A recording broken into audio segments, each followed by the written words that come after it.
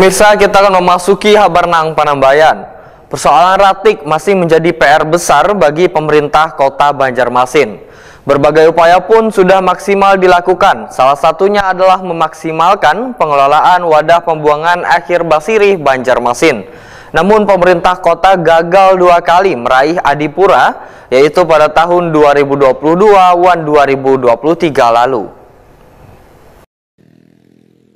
Persoalan ratik masih menjadi PR besar bagi pemerintah Kota Banjarmasin. Berbagai upaya pun sudah maksimal dilakukan, salah satunya memaksimalkan pengelolaan wadah pembuangan akhir Basirih Banjarmasin. Namun pemerintah kota gagal 2 kali meraih adipura, yaitu pada tahun 2022 dan 2023 lalu. Wali Kota Banjarmasin Ibnu Sina, Wahitakuni Prima TV Baisukan Jumat 21 Juni 2023 memadahkan, setelah gagal 2 tahun berturut-turut meraih adipura, maka ditargetkan di tahun 2024 ini bisa meraih kembali adipura. Upaya yang dilakukan ujar Ibnu Sina adalah membuka jalan baru serta menambahkan luasan lahan di kawasan wadah pembuangan akhir Basirih Banjarmasin. Legasi untuk kepemimpinan Ibnu Sina Arifin, tahun ini kita bisa raih kembali nih Piala Dunia. Bisa TPA lagi nih. TPA sudah kita coba. Tahun ini sudah ada pembuatan jalan baru. Kemudian juga ada penutupan yang lama dan membuka untuk yang kawasan baru. Ditambah juga ada penambahan lahan. Pembelian lahan untuk penambahan dari 30. Sekarang kan 39,5 hektar. Ada tambahan 5 hektar kemarin. Nah, tahun ini mau kita tambah lagi sekitar untuk lindi, pembuangan lindi sekitar 3,5 hektar supaya tidak menyebabkan lindinya. Optimis berarti Pak. Insyaallah, doakan saja mudah-mudahan tahun ini.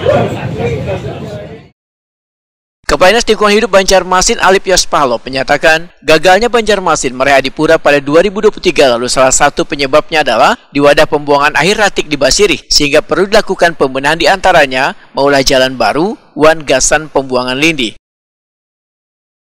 Kami mohon doa dan dukungan masyarakat seluruhnya karena memang kita di komponen TPA yang masih lemah.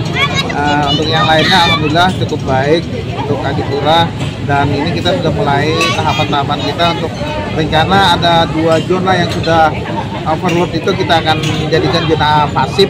Kita buat jalan ada 2 zona lagi yang bisa kita manfaatkan untuk pembuangan sampah-sampah.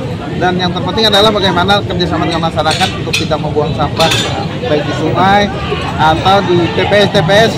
Jangan membuang sampah di luar jam pembuangan sampah. Jadi membuang sampah pada waktu-waktu yang telah kita tetapkan dan jangan membuang sembarangan karena banyak kita temui sampah-sampah liar di TPS liar.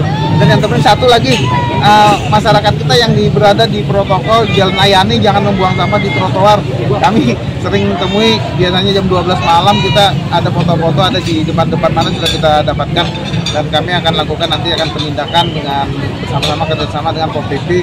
Kami akan lakukan penindakan untuk warga masyarakat yang tidak membuang sampah pada tempatnya dan pada waktu jam-jam pembuangan. Alip Yospahlo berharap warga turut membantu dalam menangani ratik dengan cara kadang membuang ratik ke TPS di luar dari jam yang telah ditentukan.